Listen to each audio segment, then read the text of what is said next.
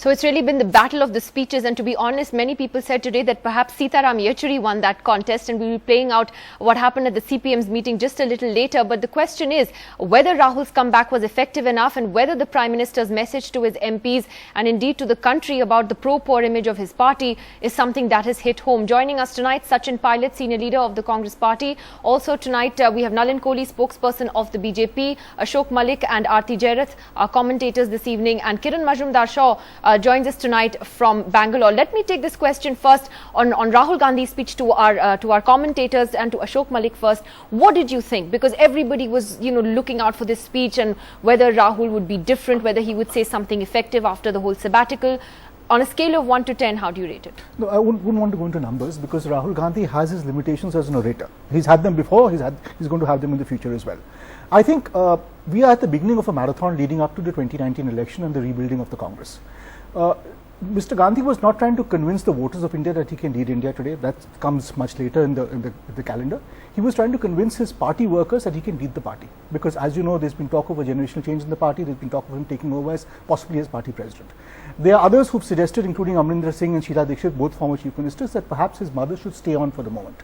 I'm not suggesting there's a rivalry between mother and son. They are on the same page. But it's a question of timing. Does Rahul take over now or does he take over later? Is he capable of taking over now? Purely on the basis of their speeches today, where Rahul's speech was a bit all over the place and his mother's speech was much more focused and disciplined, I felt. Purely on the basis of that, I think party workers would want his mother to stay on. Second, this is the beginning of not just an election cycle, it's also the beginning of a very combative parliamentary session. What happens to Rahul Gandhi next after this speech? Does he go off stage? Does he lead the Congress in Parliament? Does he coordinate with opposition parties? Does he take the call on who to tie up with in Bihar? Does he take the call on the party in Assam and Punjab? All of that matters. Does he take those calls or does his mother? And that will decide how we judge. I think that's a very good point actually, Aarti, because one of the big reasons he was criticized for taking this sabbatical at this time was that he missed out on a very crucial part of the budget session where many people felt he should have been there for the party and because of the issues raised, and it was the budget after all. Is that going to be the real test, how he's able to conduct himself from here, and what did you think of the speech? Well, frankly, I was quite impressed by his speech because it's the first time I've heard Rahul speak so fluently and so eloquently in Hindi. His speeches in the past have been quite jerky and, he hasn't been able to sort of give such a forceful delivery as he was able to do today. He also took Modi head on, making it very clear that it's going to be him versus Modi from now on. Not Sonia Gandhi versus Narendra Modi, but Rahul Gandhi versus Narendra Modi. So I think he was pretty much, laying the contours of the battle that lies ahead. But it is a 4-year-long battle, Nidhi, and we have to see whether he can sustain this. It's all very well, the comeback was impressive and, he made his mark, and I do feel that, I agree with Ashok that he was addressing his party first and, the larger voter constituency later. And I think as far as the party was concerned, judging from the expressions I saw on the screen, they seem to be quite sort of impressed by, Rahul's performance today. But is he going to be able to sustain this for the next 4 years? Sonia Gandhi, I don't know. He has to sustain it for the next 4 years. If you had a secret ballot and a straw poll in the Congress, do you think that at the moment, I think more Sonia of them Gandhi may choose Sonia Gandhi, sure, right? Sure. But they do understand that Sonia is very keen to hand over the baton to him. And I think that they would like to watch him and see how he performs. I think this coming session of Parliament will be very crucial. Rahul, I don't think, can be an absentee parliamentarian anymore. He has to lead from the front. And this is his issue, the land bill. That's going to be the main focus in Parliament. So let's see whether Rahul is able to actually deliver and keep up this momentum. Okay, before I get the politicians into it, Kiran Majumdar-Shaw, you were actually quite critical of Rahul Gandhi's speech today. I think that had more to do with the content and his arguments on the land bill more than anything else. And you are a keen political observer as well. Elaborate on why you felt that it just wasn't up to the mark.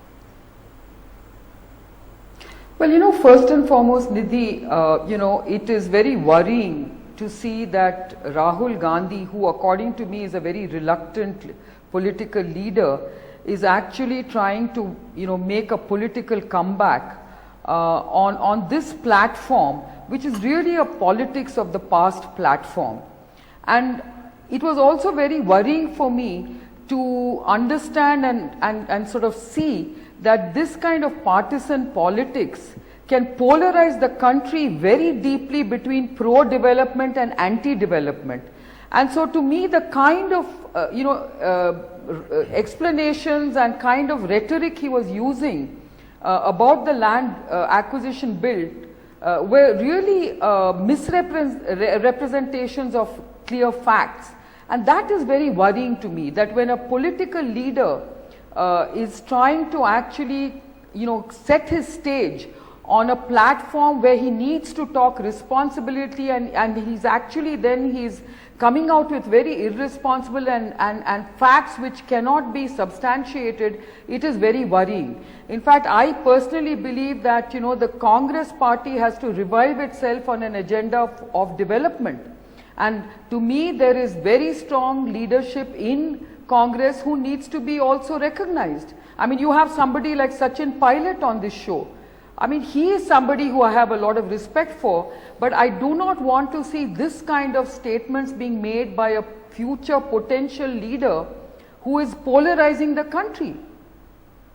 Okay, so you have a pretty strong view on that, and I think the counter argument many would give is whether that when you speak of development, should that not include the interests of farmers as well, depending on how you look at it, because I know there are so many different sides to that debate, and that's a different debate. So can I just complete, Nidhi? Yeah, sure. So I take strong exception to his reference to the fact that the land acquisition bill is only to favor corporates. I think this is completely over the top. It's an allegation that is misrepresented, very dangerous, and not becoming and behoving of a leader in the making. I'm sorry. Okay, let me take that to Sachin Pilot then. Sachin, a lot that you've already heard on this panel. My first question to you then would be on what Ashok Malik and Aarti were talking about and about Rahul Gandhi. That what Aarti said in particular is that, and what both said actually, is that his real test is going to now lie in this parliament session, that he can't be an absentee MP anymore, that he needs to lead from the front in parliament because the land bill is going to be the most important issue. Would you agree that that's a fair assessment? First, I want to quickly respond to what Kiran Mazumdar has said just now. I mean, she is entitled to her opinion and I respect her opinion, but I do want to submit very respectfully that the issue is not about every corporate being a land shark, but we have to recognize that there are hundreds, if not thousands of instances where the state governments and central government have acted as a real estate agent. They have acquired land and then made a windfall for a few people. Now, to protect and safeguard that, we have to have a law that was consensual in nature. Today what has happened is that the law that we made in 2013, because of the agitation that Mr. Gandhi started in Bhattaparsal, that law was unanimously passed by everybody. The question asked today by lakhs of people, including Congress workers, is that what compelled you in 7 months to do a U-turn? The BJP must answer that question. And the fact that we are fighting for people, I think one of the commentators commented, Nidhi, that Mrs. Gandhi spoke on specific issue and Rahul Gandhi spoke on specific issue. Mrs. Gandhi spoke about the farmer suicide, the low MSP, no bonus, distressed farmers, no seeds, no bijli, no pani. That's a everyday occurrence in our country. And Mr. Gandhi spoke on the specific issue of the U-turn of the BJP. There are 41 farmers who have committed suicide in Rajasthan. Tell me, what has the BJP done for them? And as far as Mr. Gandhi is concerned, I think he and Mrs. Gandhi have both led the Congress party to a back-to-back victory in 2 Lok Sabha consecutive polls, which hasn't happened for 30 years for any party. And we lost the last elections. So winning and losing is not the end of life. But there is a commitment of the Congress workers that under both their leaderships, the Congress party will win back the confidence of the people. And who says we're anti-investments? Put jobs, put factories, get investments, but don't acquire multi-crop, high-value land for pittance, which is next to the flyover. Make factories in wastelands, make factories in deserts. Why acquire agriculture, arable land that is irrigated of the farmers for pittance? Our argument is for that, not against development. Please don't get that wrong. No, but Sachin, the point is that would you agree that Rahul Gandhi needs to be more consistent and he needs to be present? He can't disappear anymore, and that he needs to be present in Parliament. He's back now. There's been a lot of debate about why he went, when he went, the timing of his going. But now that he's back, that he needs to be back in the Congress for, for the long term and lead from the front, not from behind. I'm sure he will. I think he has led the party, and we've had some successes, had some failures, but it's part of our political life. The Congress party has seen ups and downs, and we have unanimously elected him as vice president. So this whole talk about groupism, factionism, old guard, new guard, I think it's such a hype that the Congress party's future cannot and will not be decided by 1, 2 or 5 individuals. It will have to be a Congress party's unanimous decision at the right time. We will decide what we need to do. But I don't think commentators, television studios or journalists will decide what the Congress party will do. We know exactly what is required, and please have patience. You will see exactly what we intend to do. But today the fight was for the common man, for the farmers, and there's a reason why lakhs of people gathered together. Look at it. BJP is getting such tummy aches because we asked relevant questions today. A press conference was held. Prime Minister tried to be a poor Prime Minister after having travelled to 13 countries in 11 months to come back and take stock because tomorrow's Parliament. There is something we're doing right that's making the BJP so uncomfortable. Okay, I'll take that back to perhaps nothing can be more further than the truth, from the truth, actually. And let me try to get this debate back on facts and substance rather than rhetoric and decibel volume that we've seen through the day. So let's go one by one, starting on the Prime Minister, the last comment. I don't recall Mr. Narendra Modi travelling as Prime Minister of India outside the country for a holiday, and I don't recall Mr. Rahul Gandhi travelling outside the country for work. So therefore, I think that case rests itself. If you want to make a comparison, the Congress can do so at its own peril. Now let's get back to the main issues. There's a historical perspective. Yes, Mr. Pilot is right that there are probably hundreds of acres of land that has been acquired over the years, which has not been put to use, and there are probably lakhs of crores of projects that have not happened. So who's going to take the blame for it? A 10-month-old BJP government, or the one that has been in power for 55 years? The Congress has to answer. If you're talking about the plights of farmers, then you need to answer why are they in a pitiable condition today? It's not happened overnight. It's happened because something went wrong. And I'll then, just to prove a point, that this is about basically a model of governance that focuses on delivery, which is what Prime Minister Narendra Modi is doing, and another model which is based on doom and gloom, that you keep creating a fear factor and keep talking about promises, because there isn't delivery in that sense. So what's the land issue bill? Let's talk about the U-turn that they talk about. No, but let me first ask you about the politics, because the debate isn't on the land bill per se. The debate is whether politically would you concede that the fighting this perception on the land bill is perhaps the BJP's biggest political challenge right now? Obviously, because the Prime Minister had a workshop on how to communicate the pro-poor image of the government. Why would he do that? This is a question that almost is deja vu. Prime Minister Narendra Modi, when he was Chief Minister, every election he was written off as losing the election. There's a perception against him. He isn't doing this. He won every election. And that his message today was unequivocal. Communicate directly with those who matter, the electorate. Do that as a direct communication. Some people would like to leave it, see it that he's nervous. He was neither nervous when he was in Gujarat. He's neither nervous when he's the Prime Minister of India. He's merely reminding every member of parliament or other functionary, if you communicate directly, all this miscommunication that's being created by those who have nothing else to communicate, that will become redundant. So let's go to the merits of it. But whose fault is it that it's miscommunicated? If you had a point of view, for instance, on the land bill, the question is the BJP did do a turnaround on the land bill. Yes, I'll explain that turnaround. How is that? Yeah, that's exactly the point I'm coming to explain the so-called turnaround. What is the issue here? That we supported the bill in 2013 and we have come out with an ordinance in 2014 which makes substantive changes from the 2013 bill.